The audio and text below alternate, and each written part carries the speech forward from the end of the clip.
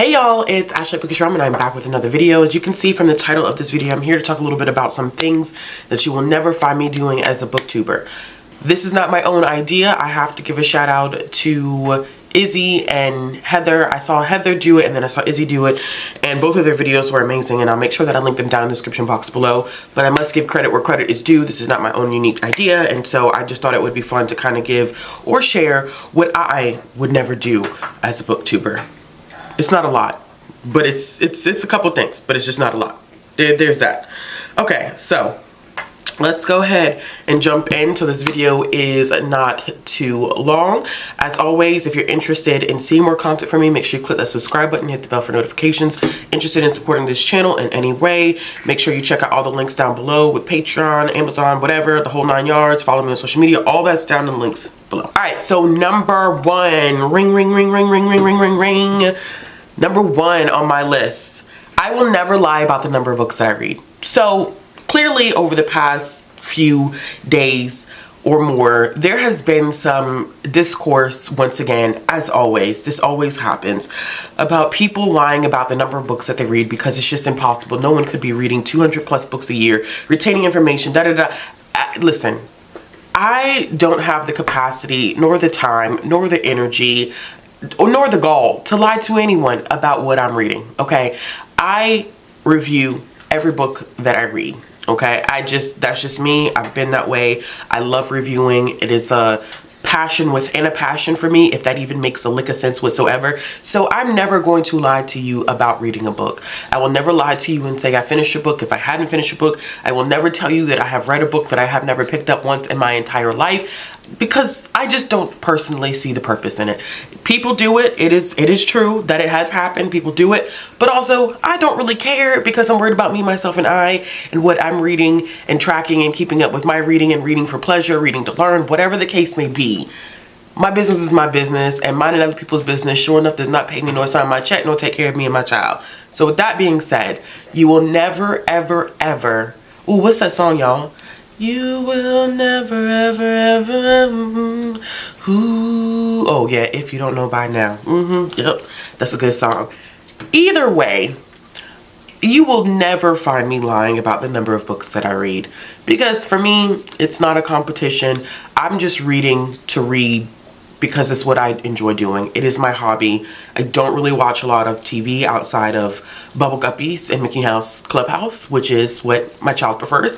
But outside of that, you know, I don't really watch a lot of TV. So there you go. Swap one hobby in for another. And if you hear munching and crunching, my child is with me because we don't have a vehicle at the moment, because life has just kicked me in the backside. So there's that. Just a heads up, just in case anybody's wondering what that noise is in the background. Okay, the second thing that I have on my list is I will never shame people for reading different age categories, genres, or formats. I just don't. I have advocated a lot for people reading children's lit, adult, whatever genres you want to read, whatever format, whether that's ebook, e-audiobook, whether that is reading a book physically, whether that's reading books blended. It does not matter to me at the end of the day. Reading is reading is reading, and I'm never going to shame someone for preferring one genre over the other. If you primarily read romance, I'm not going to shame you for primarily reading romance. If you primarily read classics, I'm not going to shame you for reading primary classics. If you only read middle grade, I'm not going to shame you for that. I just don't know. The policing, the level of what makes you a good reader is absolutely ridiculous. Like determining how people should and should not read when we should be celebrating people reading, especially with the crisis that the United States right now is facing with literacy and youth. If y'all know anything about that, if you understood what exactly is going on, as a matter of fact, I would recommend checking out the podcast Sold a Story. I would recommend checking out the podcast. It's a very good podcast because of the fact that it talks about the issues with literacy in this country. And so to see so many people take pleasure in reading who are able to read, it is a privilege. It is a huge privilege. I am not going to shame you for reading whatever genre, whatever age category, whatever format that you want to read. I'm never going to tell somebody that what they read in terms of genre, age category, and format is invalid or better than or less than others. I just can't do that. I don't think that reading classics makes you a better reader than someone who primarily reads romance. I think it's all reading, and I think it all has something to offer. Is one maybe a little bit more difficult to digest? Absolutely.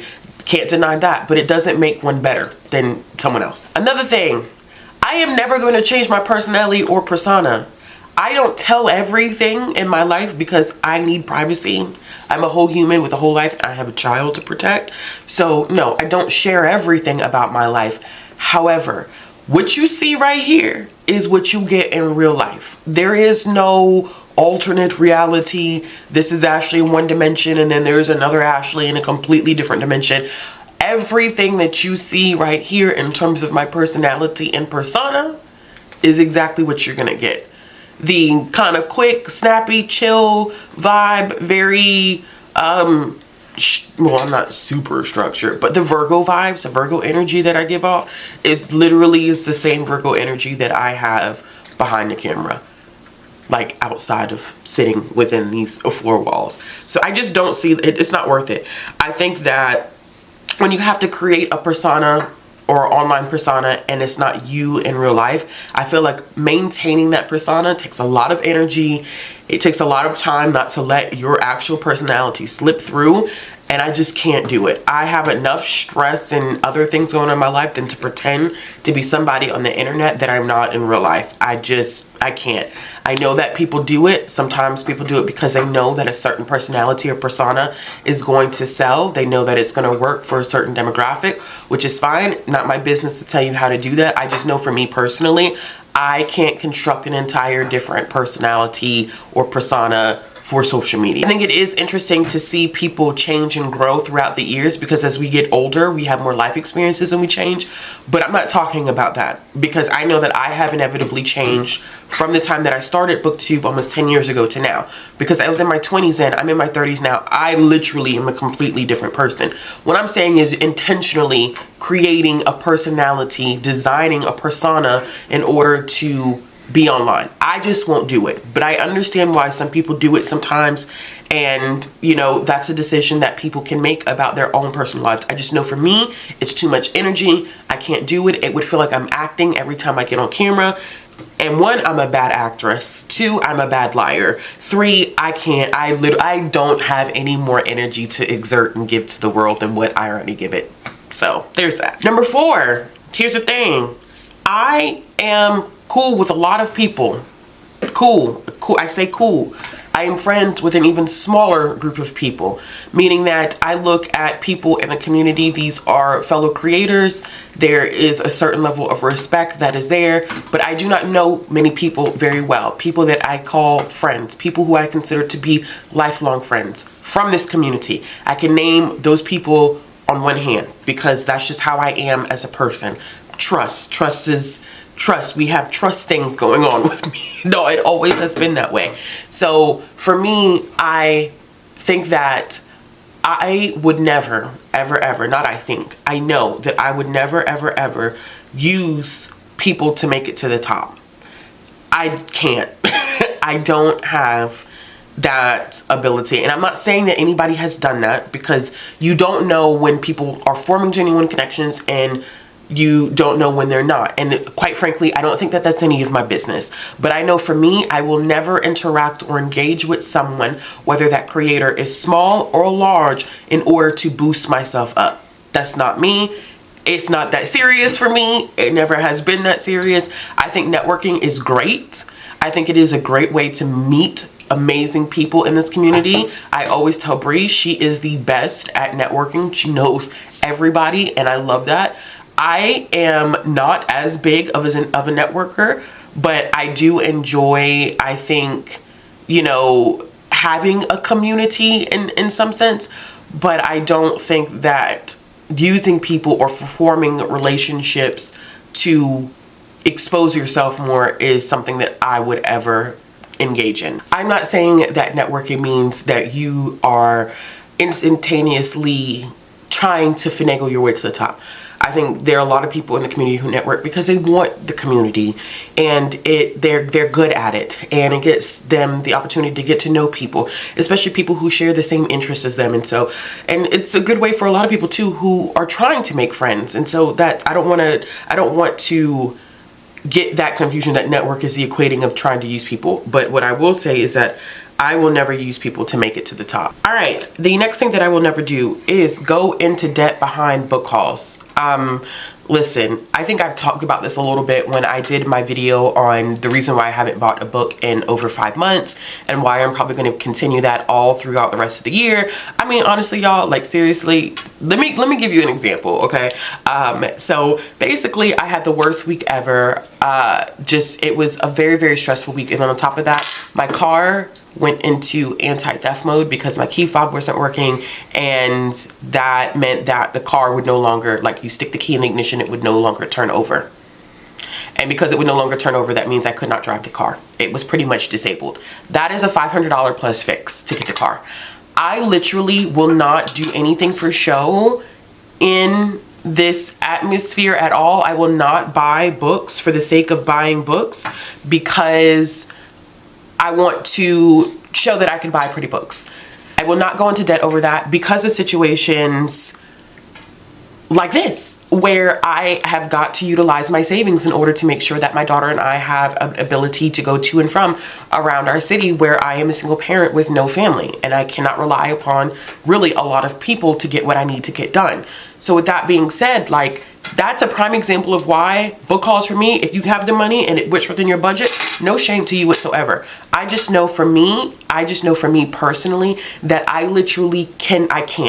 I'm in a place now in my life where there are different responsibilities, and I will not go into debt behind a book haul. I will not put myself into financial duress because of a book haul. I will not flex and make it look like I have more money than I have. I am a single parent that is trying to navigate life in this horrible economy that we're currently living in, and book buying for me at this moment is just not it. Like I always say, if you got it, you got it. And I respect that. But if you don't got it, like me, you're not gonna catch me flexing over no books for no book haul, y'all. Y'all not finna catch me. Like, and even if nobody knows what's going on in the background, I'm not gonna put myself in stress to flex and do a book haul, because that's what the expectation is. No, never catch me doing that. Sorry, this is a no deal, no good. And the last thing, which for me I think is actually the biggest thing, is that I will not exchange my beliefs. I will not exchange my personal beliefs for what's popular. Even if what I'm doing is not popular at the time, if it's what I believe, I'm gonna stand 10 toes strong on it, because that's just me as a person. I like loyalty to people, loyalty to my beliefs, my morals, and my ethics and my values. I'm just not gonna do it. I'm not gonna do it because it just is not worth it in the long run for me, and I think that it's a betrayal to myself. Like, it may not be cool to read children's lit and, you know, picture books and stuff like that. However, at the end of the day, I believe that it's a vital form of literature. I believe that it's important to literature. I'm not going to not read that stuff because it's not going to get me as many views or as much engagement as maybe reading every book that is currently popular. And if you do that, once again, this is in reference to me, and I feel like I keep having to kind of say that because I don't want people to get an impression that if you do these things that I'm not going to do, it does not mean that you are a horrible person. These are just things that I have set for myself, standards that I have set for myself. And this last one with exchange for beliefs for what's popular, I am not going to do it. I don't live my life like that. I don't intentionally go against the grain. Like, I'm not trying to be like, oh, I'm not like the other girls, pick me. I just have certain morals, values, and ethics that I stand by, and I'm not going to exchange any of that stuff for social media. I believe what I believe. It's a lot of things that I do on my channel where I'm willing to have like open discussion and dialogue with people who may share different opinions and thoughts, but I'm kind of getting to the age now where I'm very set. That doesn't mean I'm always right in what I believe. That's also not the equivalent. I'm always right in what I believe, but I'm becoming very set, and I hold myself to a certain standard when it comes to how I look at things that impact the book community, and I'm just not going to negotiate or change those things for anyone. So there's that. Alright y'all, so this is a quick video. I really didn't have a lot of things, but like I said, I saw Izzy and Heather do this and I loved both of their videos. Like I said before, if you're interested in watching their videos because they are the original voices behind this, not me as a creator, I'm definitely going to make sure that I link them down in the description box below. Definitely check them out, check out their content. They're both amazing content creators.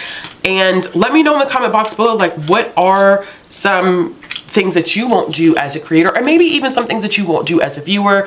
I'm really interested in hearing everybody's thoughts and opinions. As always, like I said before, if you like this video, give it a thumbs up. If you want to see more content, click the subscribe button, hit the bell for notifications. Thank you for being patient.